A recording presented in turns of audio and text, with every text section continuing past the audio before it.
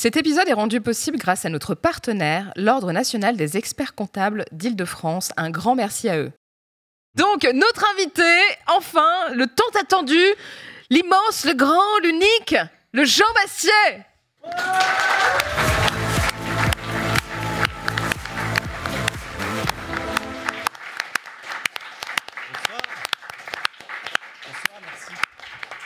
Le Jean Massier. Jean Massier, c'est Bonsoir, sympa de te recevoir sur Twitch, sur Backseat. Bah, ça fait plaisir d'être invité de Backseat. Merci d'avoir accepté cette invitation, Jean. Je t'en prie, Léa. Vraiment, c'est cool parce qu'en fait, nous, on est un peu comme toi. On parle de politique sur Twitch. Sur Twitch. C'est une super émission que vous faites. Hein. Ouais, tu regardes parfois? Cool, j'aime bien, je regarde de temps en temps. Ouais. Ok. Ça m'arrive. Ok, c'est quoi ton rapport à la politique? Compliqué. C'est un peu le sujet. Je comprends. Alors, bon, Jean Massier, comment le présenter? Faut-il encore le présenter d'ailleurs? On va faire quand même un petit. On va pas dérouler ton CV en intégralité. Oh là non. Parce qu'il y a des choses que tu n'as pas forcément envie de partager avec tout le monde. Tout, ça, je m'en fous. Tu es créateur sur Internet, on peut dire ça comme ça? Ouais. Tu es d'ailleurs l'un des principaux créateurs sur Internet de politique, de contenu politique, à visée pédagogique. Peut-être, je sais pas sur quelle métrique on se base pour dire ça, mais peut-être. Comment tu te définirais précisément? Moi, je suis streamer. J'ai toujours dit que j'étais streamer. Je me définis par l'objet que je produis. Ce sont des streams, donc je suis streamer. Après, si on veut me dire journaliste, je m'offusque pas. Ça me va. Je me revendique pas journaliste. Mais on peut me dire journaliste. Et puis sinon, créateur de contenu, oui, ça a du sens. T'as été vulgarisateur politique, ouais, vulgarisateur politique, mais il faut quand même le dire. T'as été un des premiers à parler de politique sur Twitch. Ah, ça, pour le coup, j'étais vraiment le premier. À une époque, à l'époque, Twitch ne ressemblait absolument pas à ce que c'est aujourd'hui. C'était un sacré pari quand même. Ou une sacrée connerie, c'est deux manières de voir les choses. Hein. Mais, 2015, mon entourage a fait une drôle de tête quand je leur ai annoncé que j'allais commenter les questions au gouvernement sur Twitch. Tu faisais quoi à l'époque? Avant de te lancer? J'étais au cabinet de Marisol Touraine. Excellent endroit. C'est un running gag. Beaucoup de gens. Comme d'éminents politiques l'ont été, semble-t-il. Ah oui, t'as un avenir politique, c'est sûr. J'étais collègue avec Gabriel Attal, j'étais au cabinet de Marisol Touraine et j'ai pas du tout eu le même parcours que Gabriel Attal. T'étais collègue avec Gabriel Attal. Et Benjamin Griveaux, non? Non, j'étais après Benjamin Griveaux, moi. Il était déjà parti. Non mais attends, faut que tu balances un peu là-dessus quand même. Mais j'ai rien à balancer. Non, j'ai balancé, mais j'ai pas eu l'occasion de sympathiser avec Gabriel Attal. On était collègues et on n'était pas proches, on n'était pas potes. On l'est pas devenus. On est restés cordiaux. On est restés en contact de très loin. Genre Gabi du 3e. Genre oui, c'est ça. SMS par an pour dire comment ça va. Et puis mais ça s'arrêtait là. Vous déjeuniez ensemble parfois? Non, jamais. Pas de pause club, rien? Non, il fumait pas. Ok. Il avait pas le temps. Hein. Bah non, c'est sûr. Ouais. Et puis c'est pas bien. Donc forcément, c'est sûr. Donc tu lances ta chaîne sur Twitch en 2015. Ouais. Qui s'appelait à l'époque Acropolis déjà. Même pas encore. C'était avant Acropolis. Ça s'appelait La Vie Publique. Alors l'anecdote, je l'ai déjà raconté plusieurs fois. Sauf que La Vie Publique. La Vie Publique, c'était le nom de ma chaîne Twitch. Et le problème, c'est que viepublic.fr est un site et une marque déposée et possédée par l'État. Et donc moi, petit streamer à 5 viewers à l'époque, j'ai reçu un courrier à en-tête service du Premier ministre. Qui n'était pas encore Gabriel Attal. De mise en demeure, de cesser l'utilisation du nom La Vie Publique et tout. Donc j'étais mort de trouille. Donc j'ai hésité à pas respecter le courrier et tout, puis je me suis dit qu'en fait j'avais juste pas les moyens de me battre contre l'État français, faut pas déconner. Donc j'ai changé de nom et c'est devenu Acropolis. C'était un moyen de te faire taire. Mais si ça se trouve c'était une forme de censure. Ouais. C'est sûr. Ouais. Toi tu t'es là, bon ok très bien, je vais continuer. Et après ça s'est appelé Acropolis, qui était un projet. Acropolis c'était un projet de web TV hyper ambitieux, beaucoup trop ambitieux d'ailleurs. Que je regardais. Tu regardais toi Acropolis? Quand je bossais à l'Assemblée, j'étais collègue parlementaire. Et il y en a pas mal qui regardaient, ouais. On était pas mal à regarder, genre à se refiler le petit mot, à regarder, etc. Ouais. Et ensuite, quand on allait expliquer à nos patrons respectifs députés, généralement qui avaient plus de 50 voire même plus de 60 ans, leur expliquer qu'il y avait quelqu'un qui commentait les questions gouvernement sur Internet, c'était du sport, c'est le cas de dire. Carrément, à l'époque, il y avait 2 séances par semaine, mais il y a à nouveau 2 séances par semaine depuis quelques semaines là. Mais j'ai commencé en commentant les questions au gouvernement de la même manière qu'on commente une partie de jeu vidéo. Alors moi, j'utilise parfois l'expression du match de foot, mais en fait, je regarde pas le foot, je m'en fous. Moi, ça a toujours été le jeu vidéo, mon truc. Ouais. Et il se trouve qu'il y avait sur Twitch des gars qui commentaient des jeux vidéo que je connaissais pas, mais leurs commentaires me faisaient rester parce que je sais pas, j'étais pris dans l'énergie, et donc j'ai simplement copié ça. avec la politique en disant mais en fait je vais simplement commenter les questions au gouvernement parce que j'avais bien un truc que j'avais compris, c'est que moi je fais partie du landerneau politique parisien, je connais l'Assemblée nationale et je sais comment ça marche. 99,9% des Français ne comprennent absolument rien à ce qui se passe à l'Assemblée. C'est quoi un député, c'est quoi un ministre, pourquoi le mec il est en train de parler, pourquoi est-ce que le micro il se coupe, comment ça se fait qu'il y a des applaudissements à ce moment-là, etc. C'est absolument incompréhensible. Ça fait à peu près 30-40 ans en France qu'on diffuse à la télévision les questions au gouvernement sans les commenter, en croyant que ça va accompagner les Français et les rapprocher de leur Parlement. Ça fait exactement l'inverse. Les Français sont malheureusement de plus en plus anti-parlementaristes. Donc c'était ton ambition première, en fait, c'était d'expliquer la vie parlementaire, notamment la vie politique. Ouais, la vie politique institutionnelle. Ouais, la rendre palpable, la rendre accessible. Et du coup, tu te dis, bon, bah, très bien, mais je vais aller encore plus loin. C'était pas assez, encore, Acropolis, quand tu lances Jean Massier et ensuite, dans la foulée, Backseat? Non, bah, j'ai continué à évoluer. Après, Twitch a évolué aussi, ma chaîne a évolué, mes envies ont changé. Et c'est vrai que ça faisait longtemps que j'avais un fantasme qui était de lancer un talk show, mais surtout, je voulais un grand talk show. Pas juste un talk, parce que j'ai déjà fait un talk très petit comité, limite podcast. Je l'ai déjà fait. Non, je voulais lancer un grand talk show parce que j'estime que le public y a droit. Et pour moi, ce qui compte, c'est le public. Le public que je vise, c'est un public jeune et c'est un public largué. C'est un public éloigné de la politique. Je ne m'adresse pas prioritairement aux militants, aux passionnés, aux mecs comme moi, aux juristes qui ont fait du droit constitutionnel. Vous trouvez l'info, quoi. Eux, ils n'ont pas besoin de moi. Ils sont déjà intéressés par la politique. Ils ont déjà le virus. Tant mieux, c'est cool. Moi, je vais m'adresser à tous les autres, tous ces jeunes qui soupirent quand tu prononces le mot politique. Et c'est eux que je veux toucher. Et j'estime que ces jeunes-là, ils ont le droit à une émission ambitieuse pour eux, qui leur fasse, qui traite de l'actualité politique avec des chroniqueurs de très très grande qualité, avec des invités politiques de premier plan, de tous les bords qui viennent parler. Et c'était ça l'idée qui me trottait dans la tête, et ça s'est matérialisé dans le projet Backseat. Des invités d'exception comme toi. Ouais. Quand même, il faut bien le dire. Mais ça, c'est le côté j'aime bien do it yourself, c'est-à-dire que Backseat, ça reste un objet, on fait ce qu'on veut, en fait, on s'en bat les couilles. Enfin, vraiment. Ok, mais fallait me le dire au début de l'émission, là, parce que. Non, toi, t'as quand même un job un peu compliqué, c'est d'animer, mais tu t'en sors J'avais quand même quelques directives assez précises.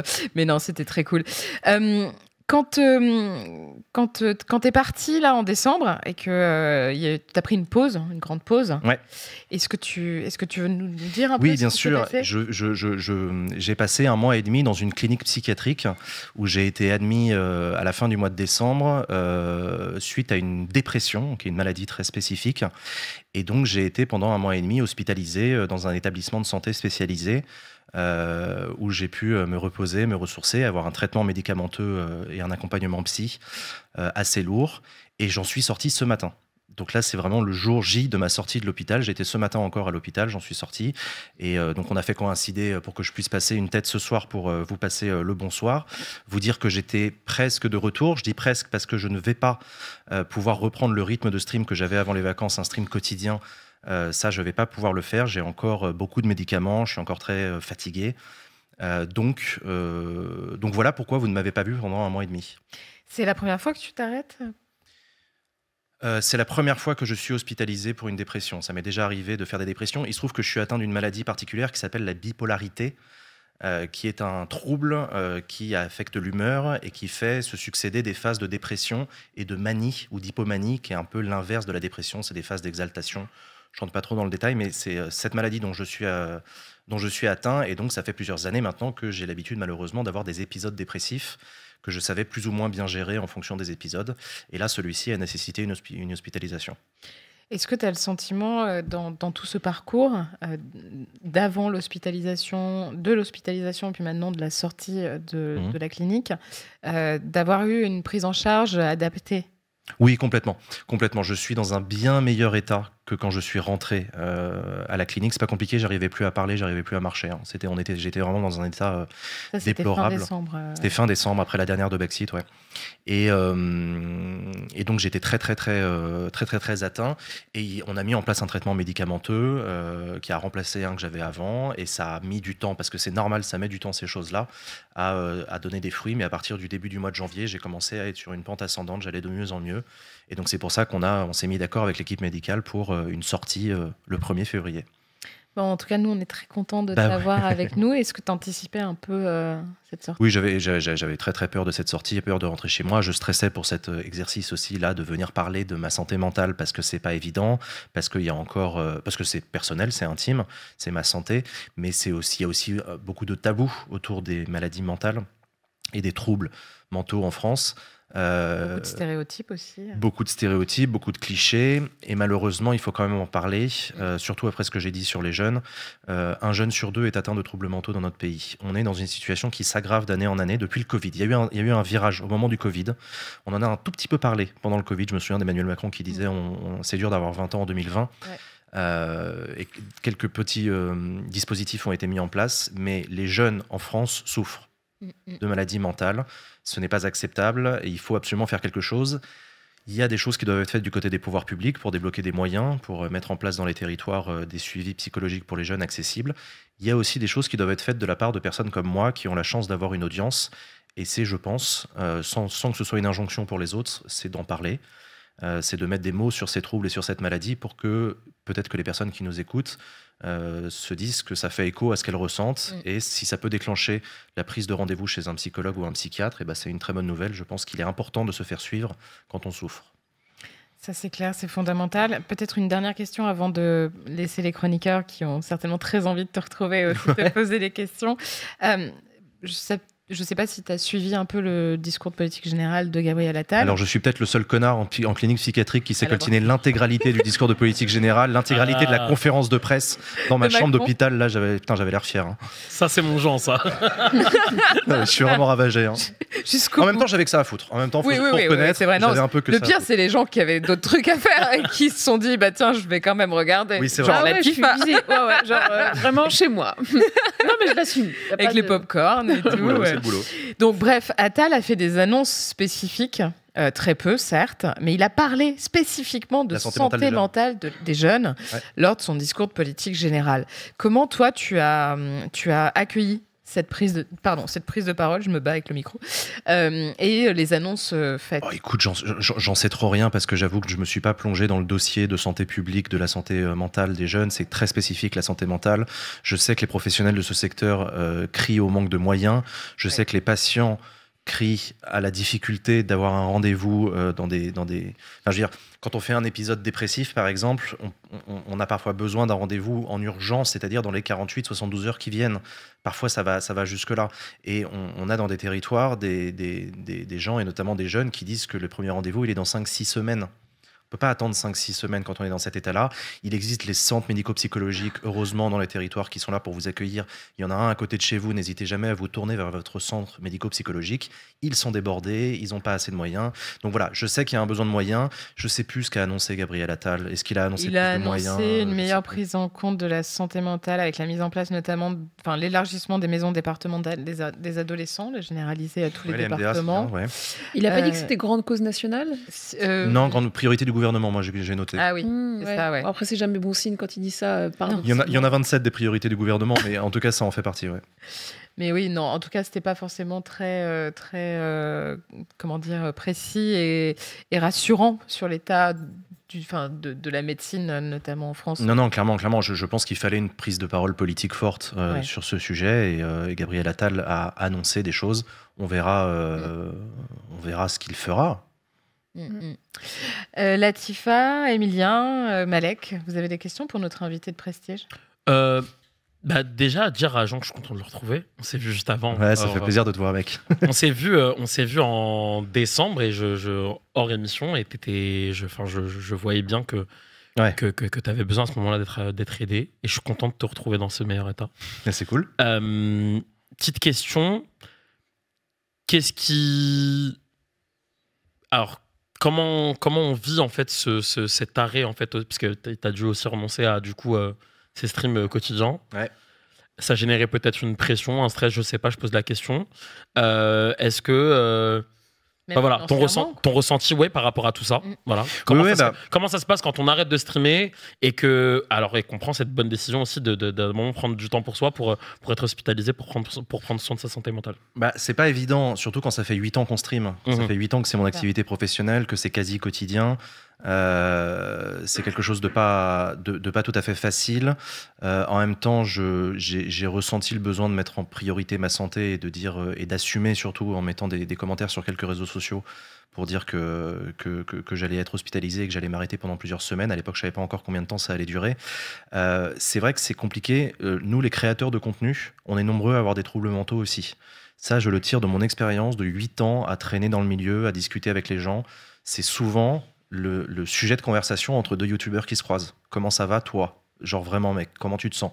Parce que voilà, les créateurs de contenu, les créatrices de contenu sont nombreuses et nombreux à ressentir des troubles anxieux, de la dépression, des trucs comme ça. Donc je suis le premier témoin de ça.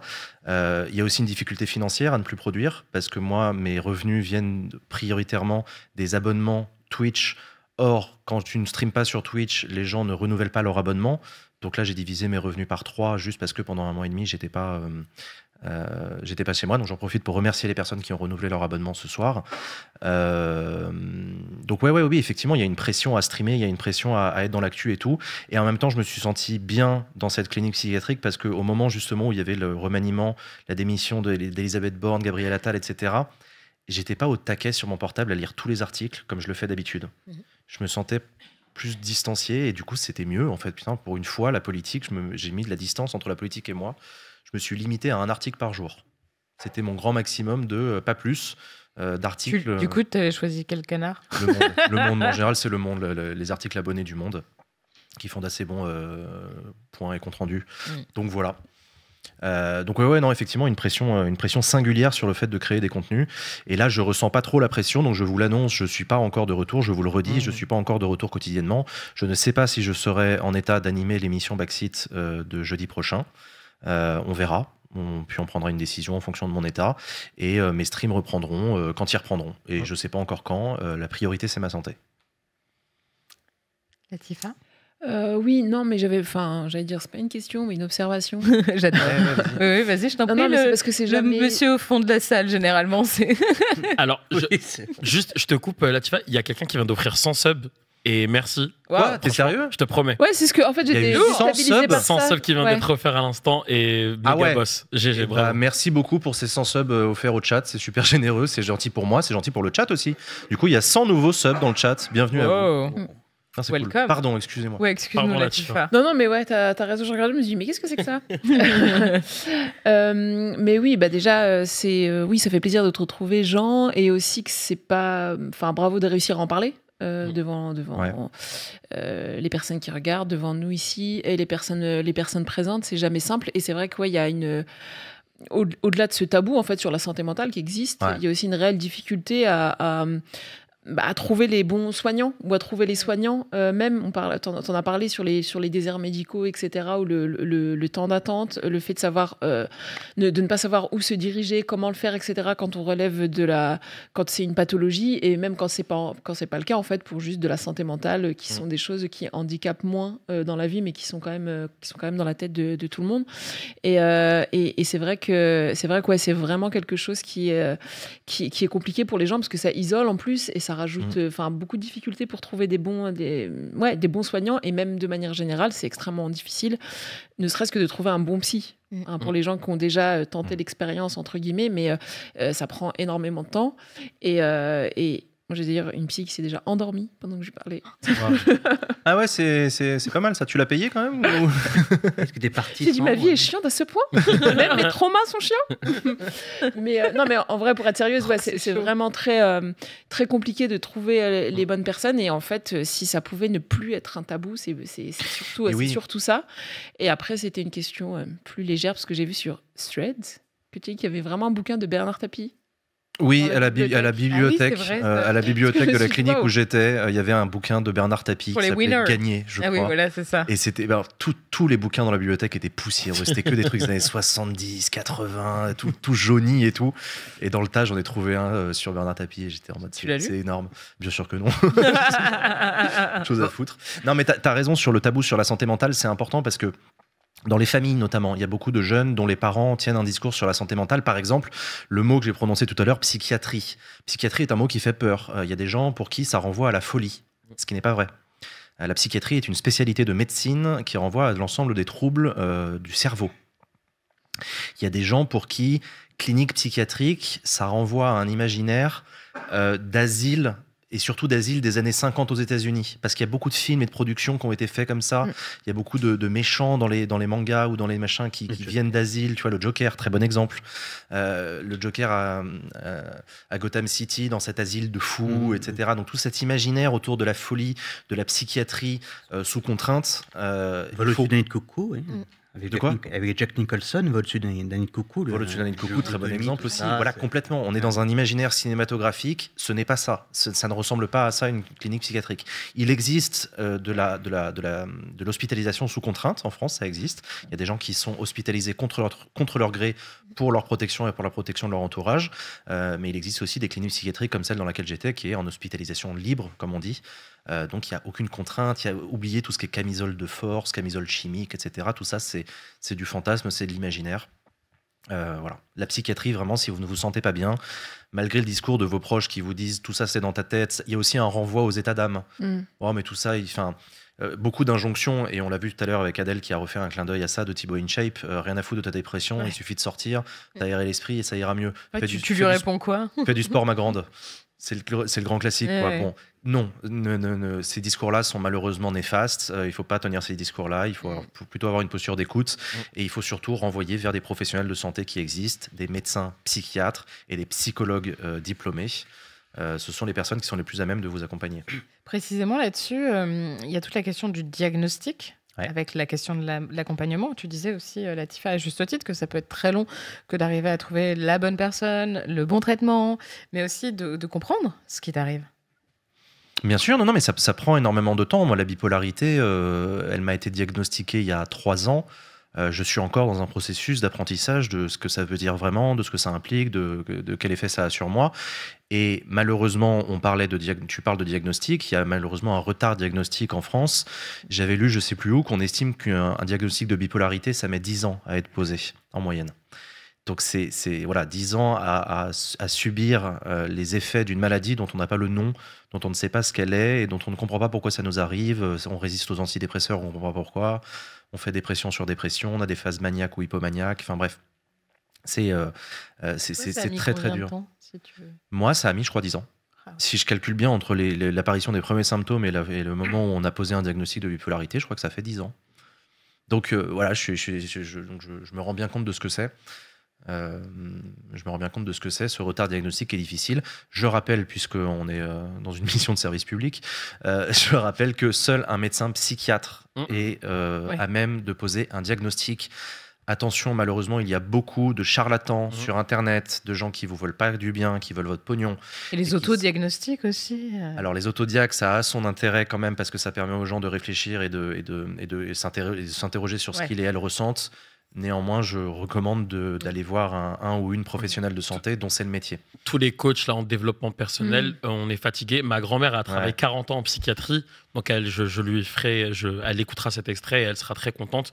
Tous les coachs en développement personnel, je vous emmerde. Voilà, comme ça, vous le savez. Non, mais c'est vrai que c'est un fléau, hein, ça, sur les réseaux, vraiment. Sur Instagram, etc. Je n'en peux plus. Thérapeute, mais on ne sait pas de quoi, comment, Non, mais c'est vrai, c'est vrai. Ça montre que la santé mentale est vraiment un enjeu, c'est parce que les politiques publiques et les politiques aussi s'en emparent pas suffisamment et qu'il n'y a pas ces dispositifs mis en place sur lesquels on communique, notamment Mon Parcours Psy, je crois, ou des choses comme ça, qui existent, mais en fait, ça met tellement de temps et c'est tellement bureaucratique parfois que ça laisse la place à plein d'initiatives privées, ou comme tu as dit, parfois c'est juste des charlatans ou des gens qui vont dire tu manges bien, tu as fait du sport et pour poser la base du truc, quoi. Non, et puis voilà, on va pas se mentir, hein, sur Internet, sur Twitch, sur Instagram, on a tout ce qu'il faut comme coach en développement personnel. Comme tu dis, voilà, le développement personnel, malheureusement, c'est souvent un nid à retard diagnostique pour des personnes qui... Et c'est tout à fait normal et c'est tout à fait compréhensible de lutter contre sa maladie en la niant, en essayant d'aller contre elle, en essayant de se développer, de se mettre au sport. Quoi, tout simplement. Ouais, en essayant d'aller mieux. Et il n'y a absolument pas de mal à essayer d'aller mieux, même si parfois on perd du temps dans des arnaques et des charlataneries. Malheureusement, on arrive presque au terme de cette discussion, mais quand même, Emilien, qui n'a pas eu l'occasion de trop parler, a une question pour vous, cher invité. En effet. Alors, moi, j'ignorais pour la bipolarité, je trouve que c'est courageux d'en parler, combien même c'est juste... il y a des personnes qui sont bipolaires, ça se traite, on on n'en sort pas vraiment, mais en tout cas, on peut arriver à vivre tout à fait normalement tout ça. Mais je savais pour la dépression, parce que tu avais fait une vidéo avec la chaîne Dans ton corps. Julien Méniel, et je me permets un tout petit flex, je le savais à moitié, parce que, en fait, mon frère a travaillé pour toi du temps d'Acropolis. D'accord, je vois qui c'est. Voilà, je salue Raphaël. On embrasse Raphaël très fort, oui. Voilà. Qui est toujours dans le milieu du visuel. Et donc, je savais qu'il y avait des petits hauts et des petits bas. Et forcément, moi, qui savais quelle avait été ta carrière avant, je me posais la question, je me disais, est-ce que quand même le milieu, évidemment, tu en étais sorti, mais des collaborateurs politiques, avec les horaires de fou, les tâches, les charges, le contrôle qui est souvent pas génial, même s'il s'améliore un peu. Voilà. Est-ce que, je dis pas que c'est un nid à problème, mais et que ça a un rapport avec toi, mais est-ce qu'il n'y a pas un sujet, il y a un sujet, y compris chez les politiques eux-mêmes peut-être. Complètement, il y a un sujet. La politique broie des hommes et des femmes.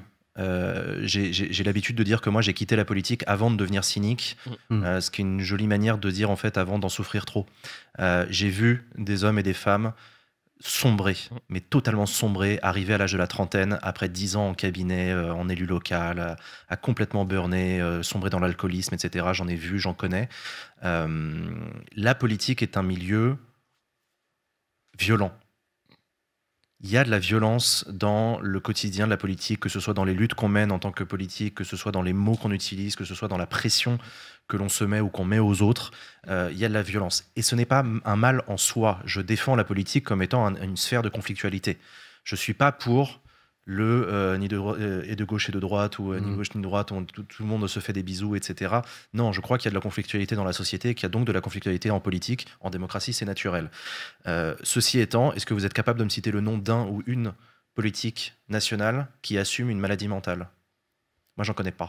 Non. Je ne connais que des gens qui se vantent dans les journaux de ne dormir que quelques heures par nuit. Parce que vous comprenez, moi je suis à ma tâche, 24 heures sur 24. C'est ces petites phrases que disent les ministres ou les secrétaires d'État dans les interviews qui montrent qu'il y a un problème maladif de la surperformance et que notre politique fabrique de la douleur. Et je le vois chez les militants aussi. On peut parler du mal-être militant aussi. Il est très dur. Le burn-out militant, que ce soit les militants pour la paix avec le conflit israélo-palestinien qui vivent assez mal ces derniers mois, les militants pour le climat, les militants pour la justice sociale, les militants dans les quartiers contre les violences policières. Il y en a beaucoup qui souffrent aussi parce que le militantisme parfois amène... alors il a son lot de toxicité, notamment sur Internet, mais malheureusement cette toxicité, elle est souvent le symbole d'un mal-être. Donc...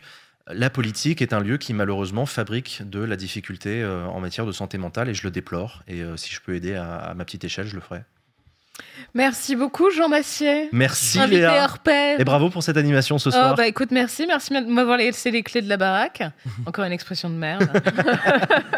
Quelqu'un pourra les lister s'il vous plaît en commentaire et aller chercher les significations parce que vraiment je suis larguée. Oui, c'est ça, le poudre de perlimpinpin, c'était pas une Je demande à Pem de faire un clip de toutes les phrases qui ont été prononcées ce soir. C'est légendaire.